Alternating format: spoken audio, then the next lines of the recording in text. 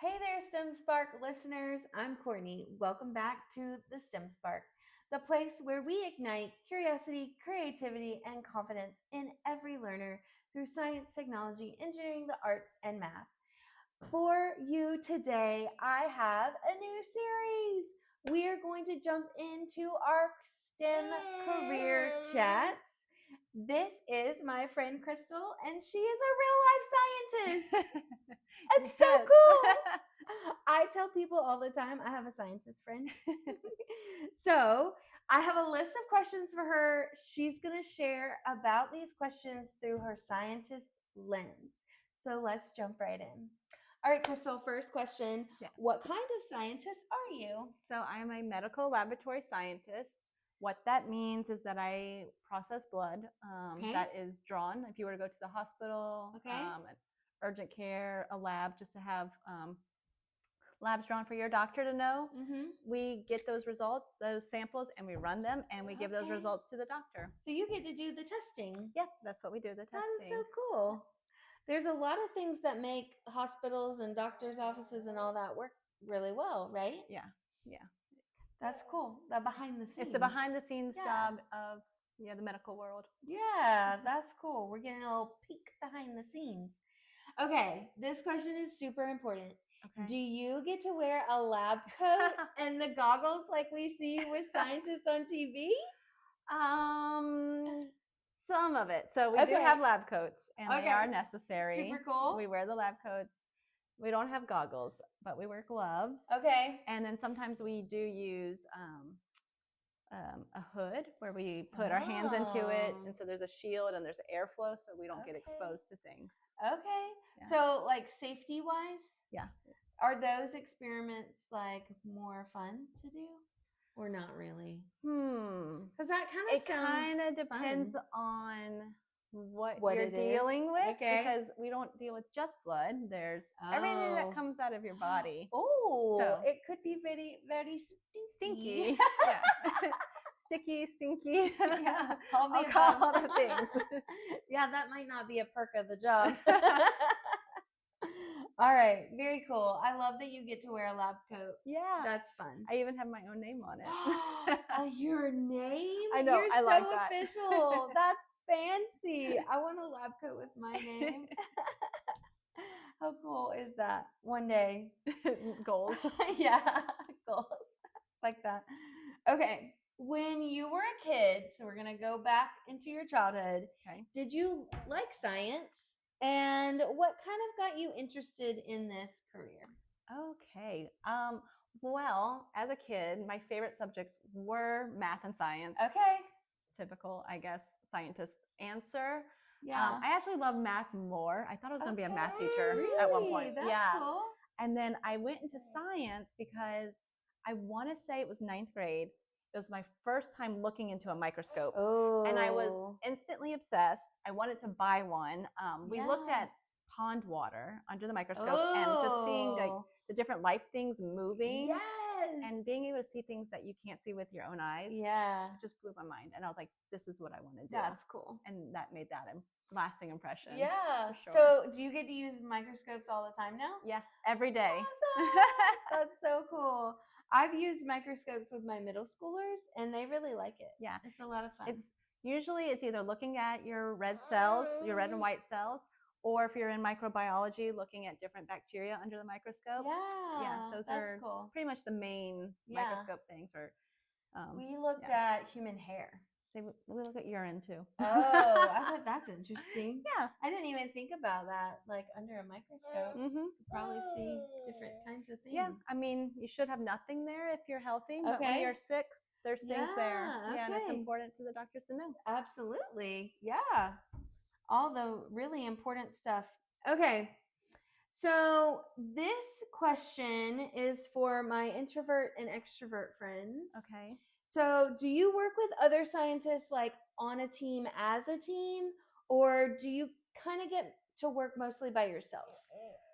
So it's a little bit of both. Okay. I will say majority of the people I work with would probably classify themselves as introverts. Yeah. Because we are behind the scenes, but we do work as a team. If your coworker is a little overwhelmed or behind, you can jump in and help. Yeah. Usually most departments will have 2 or 3 people working together.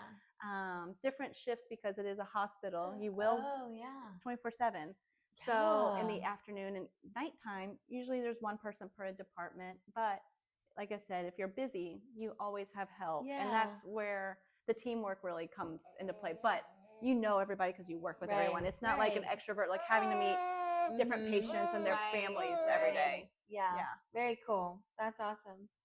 All right. So this question goes for like what your field kind of looks like. So what would success what are the most important skills that people need to have success as a scientist? In the lab. So outside of science knowledge, like that's kind of the given, right? Sure. And so outside of that, what other skills would kids want to develop if this was an interest of theirs?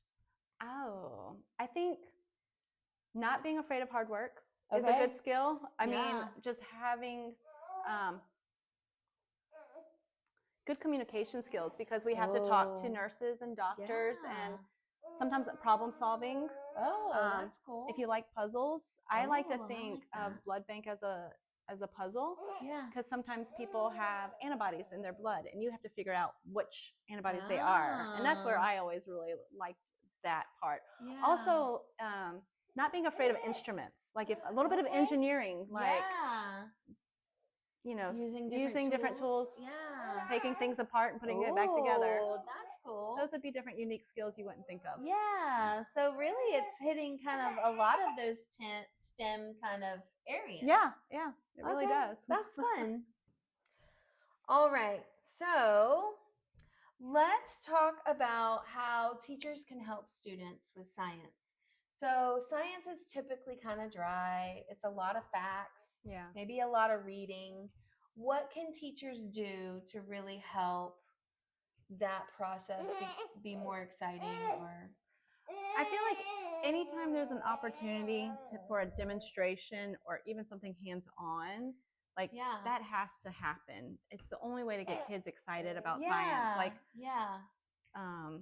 just simple things, baking soda with an acid, whether it's a lemon or whatever.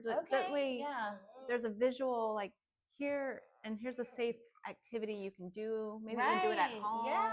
Show your mom, your parents, like what you learned that day at school. Like those things. I really love that. Like do it as a demo and then invite them to do it at home with their families. That's a great idea. And then like with technology now, it's like, submit a picture of you doing it with your family. Like I don't know how school works now, but I feel like everyone's got tablets. Everybody's got something. Yeah.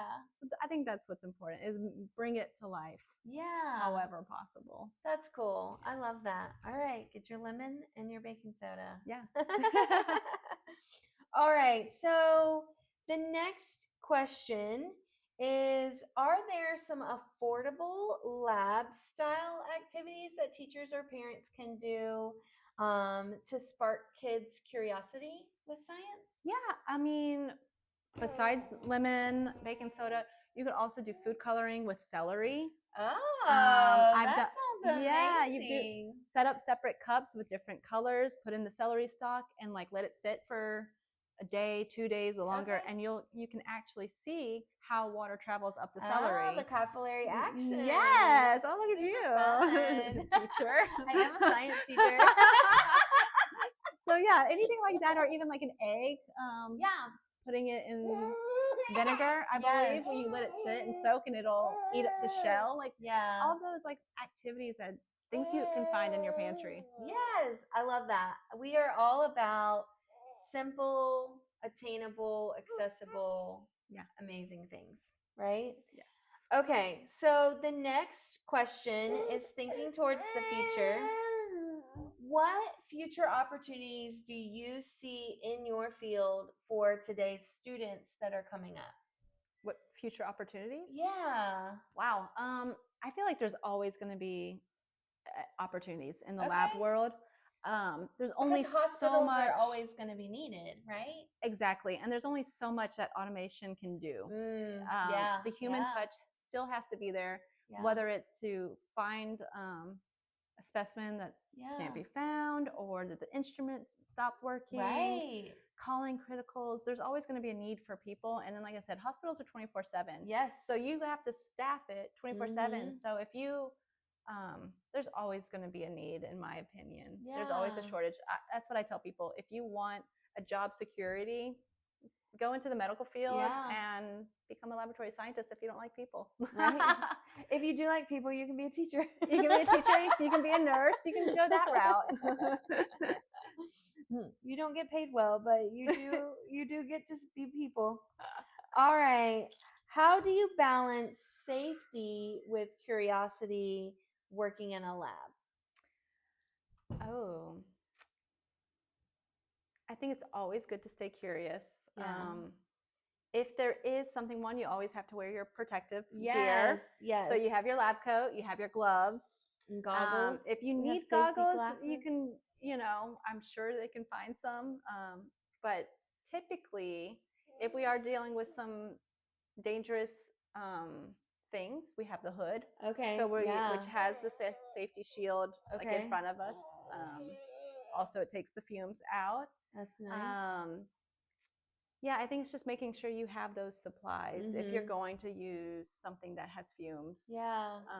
But yeah, in general, just having some gloves and glasses. Yeah. I mean, I wear glasses when I'm at work, and that counts actually as a safety shield, as goggles. So absolutely, gloves are amazing, especially I have found when working with food coloring. So even in simple experiments, having gloves is very handy, because then I'm not scrubbing for days trying to get the red food coloring off my skin. Yeah. And gloves are something that you can easily come by. Like you go to like Sally's or like a beauty place, and they have the gloves for hair dye. Oh yeah, that's exactly right. Very good. Okay, do you collaborate with people outside of science? So like artists or engineers or technologists in your field? So the variety of people that we deal with typically on a day-to-day basis, a lot of phone calls will be to nurses, doctors' offices. So you are dealing with other secretaries too. Yeah. That communication skill coming into play. Oh, 100%. Yeah. Patients too. Okay. And then as far as inside the lab, we do have to work with engineers. Okay. We have service engineers for the instruments. And when we need them to come in, you have to be able to work together as well. Yeah. And work together, but then also like let them do their job, and that way you can get back to yours as seamlessly as possible. Right. Yeah. And then I'm sure like learning about the equipment as they're working on it is helpful. Oh, 100%. If you are the curious type and you want to kind of be able to solve some more problems on your own, because one, you don't want to have to wait for people. I don't want to wait for the I'm always to get there. Yeah, I'm always like, can you show me how to replace that probe? Can you show me how what you're fixing? Where was the jam? Like, where should I be looking next time? Because these are very complex machines. Right. Lots of moving parts, which makes it very cool. Yeah. So when you get that chance to get inside the guts of it, and like play with it, do it. Absolutely. Yeah. I love that. Okay, so our last question is our big takeaway. All right. What is one thing you wish more people understood or knew about scientists and the work that you do? I wish people knew more about just that we existed. Yeah. That we exist. Yeah. So many times if you say, hey, I work in a hospital, immediately, oh, are you a nurse? No, I'm a scientist. Yeah. Well, what do you do? So making people aware of like, hey, when you go to the doctor's office and they order all of these lab tests, those are lab tests. Yeah. And there's a person behind getting those numbers to the doctor. Yeah. I felt like one of the biggest things with COVID that was kind of nice was the fact that it kept showing. Like the news stations would show the scientists and then testing, doing all the testing, because that's what we did. We do flu testing, we do COVID, we do all of those. Yeah. So I think just letting people know that it exists and it's helping you get better. Absolutely. It's such Well, yeah, it's really important because like the doctors couldn't do their job without the process of the lab and y'all testing and giving results. They don't know how much, antibiotics to give. Are they giving too much, too little? Same thing with like antibiotics, which ones to give, which ones not to give, which ones will work for what you have. So, or even needing blood products for surgery. That's all in the lab. Yeah. So it's all interconnected, and that's amazing and really cool. All right, your turn, STEM Spark listeners. I'm going to leave you with this final question. What STEM career would you want to learn more about? Please drop that in the comments below. All right, thanks for tuning in. Don't forget to smash that like button, follow the show, leave a review if you're loving it, and share it with a fellow educator, parent, or STEM enthusiast. I'll be back next week with more ideas to keep your STEM up and Adam. You see what we did there? Adam. Because she's a scientist. This is Courtney and Krystal, and you've been watching the STEM Spark, where curiosity sparks creativity. Bye.